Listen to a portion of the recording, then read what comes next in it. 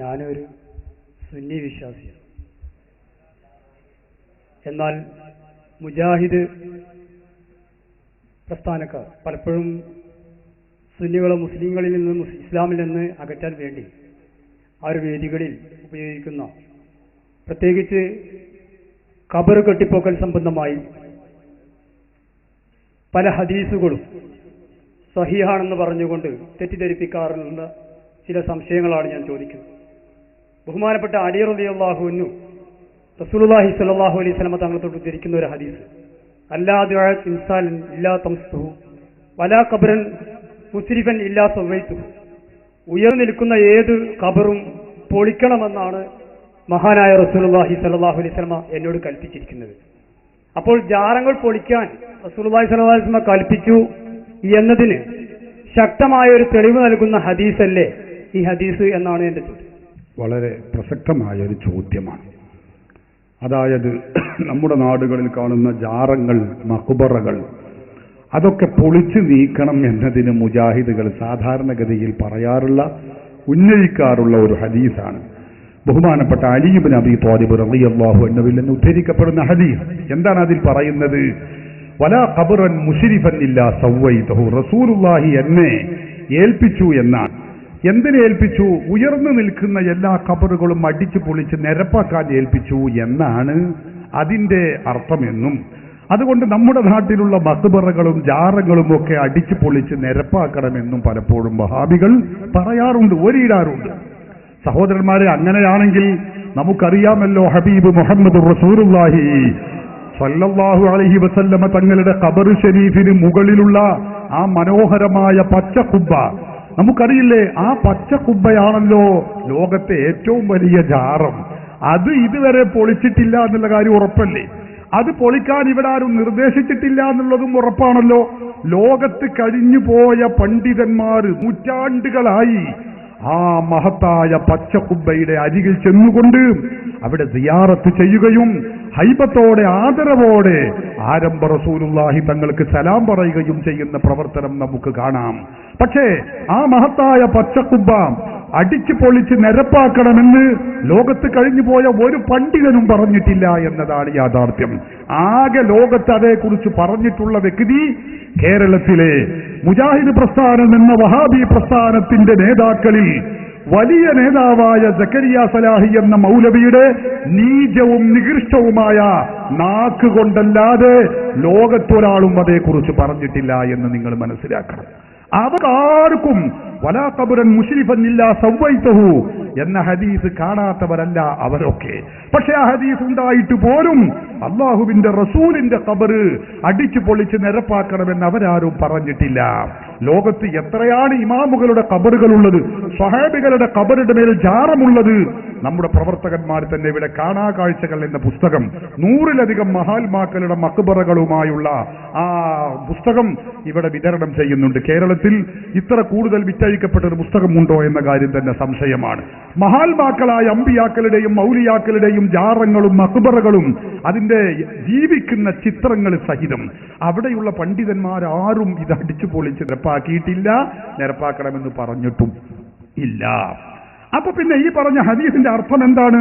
സഹീഹുൽ ബുഖാരി ഉദ്ധരിച്ച ഈ സഹീഹുൽ ബുഖാരിയുടെ ഹദീസിന് വ്യാഖ്യാനം എഴുതിയ വിശ്രുത പണ്ഡിതൻ അല്ലാമ അഹമ്മദുൽ ഖസ്സലാനി തന്റെ വിശ്രുതമായ ഇർഷാദു സാരി എന്ന ഈ ഗ്രന്ഥത്തിൽ രേഖപ്പെടുത്തി വെച്ചത് കാണാൻ കഴിയും.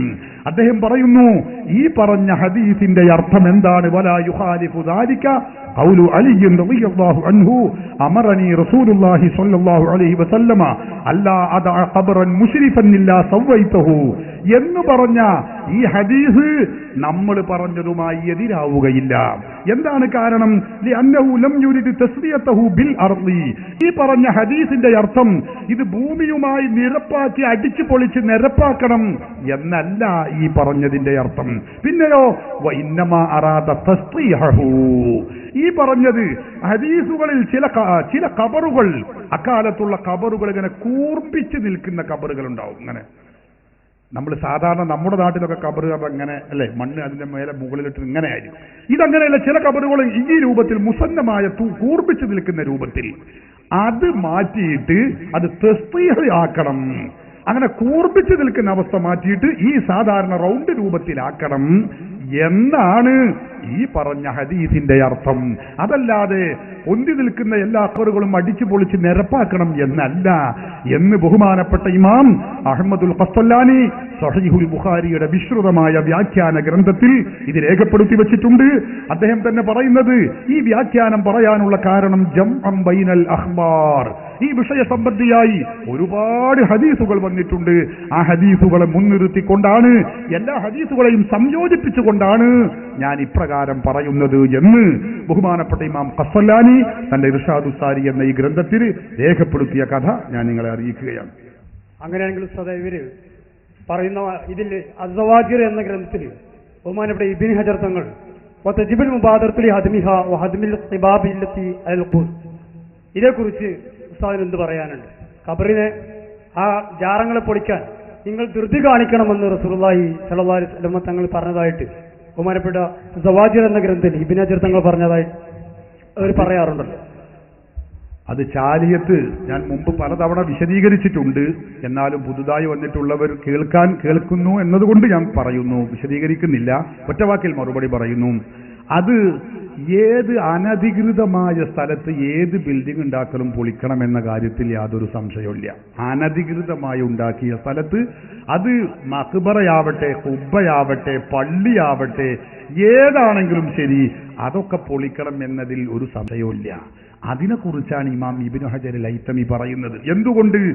ഇതേ ഇമാം ഇബ്നു ഹജർ അൽ ഹൈതമി തന്നെ തന്റെ തുഹ്ഫത്തുൽ മുഹ്താജിൽ വ്യക്തമായി രേഖപ്പെടുത്തി വെച്ചത് കാണാൻ കഴിയും. അതിന്റെ 7ാമത്തെ വാള്യത്തിൽ മഹാനവറുകൾ തന്നെ രേഖപ്പെടുത്തി വെച്ചു, മഹത്തുക്കളുടെ മഖ്ബറയിൽ, മഹാത്മാക്കളുടെ മഖ്ബറയിൽ ജാറമുണ്ടാക്കാമോ, ജാറമുണ്ടാക്കാവുന്നത് പറ്റുമോ എന്ന ചർച്ചയ്ക്ക് മറുപടി പറഞ്ഞുകൊണ്ട് മഹാൻ പറയുന്നു, പറ്റുമെന്ന് മാത്രമല്ല അത് ഖുർബത്താണ്, അത് പുണ്യകർമ്മമാകുന്നു. തുഹ്ഫ, ഈ തുഹ്ഫയുടെ 6ാമത്തെ പേജിൽ നമുക്കിത് കാണാൻ കഴിയും. 7ാമത്തെ വാള്യം 6ാമത്തെ പേജിൽ ഇമാം ഇബ്നു ഹജർ അൽ ഹൈതമി തന്നെ ഇത് രേഖപ്പെടുത്തി വെച്ചിട്ടുണ്ട്. അപ്പൊ മഹാത്മാക്കളുടെ ഖബറുകൾക്ക് മീതെ, അത് തുഹ്ഫ മാത്രമല്ല, ശാഫിഈ മദ്ഹബിലെ മറ്റൊരു പ്രമുഖ ഗ്രന്ഥമായ നിഹായത്തുൽ മുഹ്താജിലും ഇത് തന്നെ നമുക്ക് കാണാൻ കഴിയും. അപ്പൊ ഇത് പുണ്യകർമ്മമാകുന്നു എന്ന, പൊളിക്കണമെന്ന് പറഞ്ഞത് അനധികൃതമായി ഉണ്ടാക്കിയതിനെ കുറിച്ചാണ്. രണ്ടും രണ്ടാണ്, ഒന്നായി കൂട്ടിക്കുഴക്കുന്നത് ശരിയല്ല. ഈ ഹദീസ് പണ്ഡിതന്മാർ ഇപ്രകാരം ചർച്ച ചെയ്ത് ഖബറുമായി ബന്ധപ്പെട്ട കാര്യങ്ങൾ ചർച്ച ചെയ്യുമ്പോൾ ഈ ഖബറിൽ നിന്ന് ബർക്കത്തെടുക്കുക, അല്ലെങ്കിൽ ഖബറിന്റെ അടുക്കിൽ നിന്ന് ഖബറിനെ മുത്തുക, അവിടെ വിളക്ക് കത്തിക്കുക, ഇങ്ങനെ ഈ ചെയ്യുന്ന കാര്യങ്ങൾക്ക് ഏതെങ്കിലും ഒരു ഹദീസോ അല്ലെങ്കിൽ പ്രമാണങ്ങളോ പിൻബലമുണ്ടോ എന്നാണ് എന്റെ സംശയം. മഹാത്മാക്കളുടെ മഖ്ബറയിൽ വിളക്ക് കത്തിക്കുന്നതിനോ? വിളക്ക് കത്തിക്കുക, അതേപോലെ ഇവിടുന്ന് പാലക്കാട് ഭാഗങ്ങളിലേക്കൊക്കെ പോയാൽ, അല്ലെങ്കിൽ നമ്മുടെ വേറുപാടിയിലൊക്കെ തന്നെ പോയാൽ അവിടെയൊക്കെ കാട്ടിക്കൂട്ടുന്ന പേക്കൂത്തുകൾ കണ്ടിട്ടുണ്ടെങ്കിൽ, പള്ളിയിൽ പോയിട്ടുണ്ടെങ്കിൽ, സ്ത്രീകൾ പള്ളിയിൽ പോയാൽ അവിടെ ഫിത്തിനെ പേടിച്ച് ഹറാമെന്ന് പറയുമ്പോൾ പേക്കൂത്തുകൾക്ക് നമ്മൾ മറുപടി പറയേണ്ടതില്ലല്ലോ. അവിടെ കുറെ പേക്കൂത്തുകൾ പലരും പലതും നടത്തുന്നുണ്ട്. അവിടെ മാത്രമല്ല, മുജാഹിദിന്റെ സമ്മേളനത്തിൽ ഇപ്പൊ എന്തെല്ലാം പേക്കൂത്ത് ഇറക്കുന്നുണ്ട്. ഇതൊക്കെ ഇപ്പൊ സമയമില്ല, അല്ലെങ്കിൽ എന്റെ സ്ക്രീനിലുണ്ട് ഇപ്പൊ അതൊക്കെ ഞാൻ ഇപ്പൊ കാണിച്ചു തരും. മുജാഹിദിന്റെ സമ്മേളനത്തിൽ ആണും പെണ്ണുങ്ങളും സ്ത്രീകളും പുരുഷന്മാരും കൂട്ടി കുഴഞ്ഞ് കഞ്ഞി വെക്കും, കഞ്ഞിയും ചോറും കൂടി വെച്ച് ആകെ എന്താ മുതിരി മോരുകൂടിയും വെച്ച മാതിരി ആകെ വരക്കുന്നത് നമുക്ക് കാണാൻ കഴിയും. അങ്ങനെ പലയിടത്തും പലതും നടക്കുന്നുണ്ട്. അതൊക്കെ തെറ്റാണ്, അതിനൊന്നും ആർക്കും തർക്കമില്ല.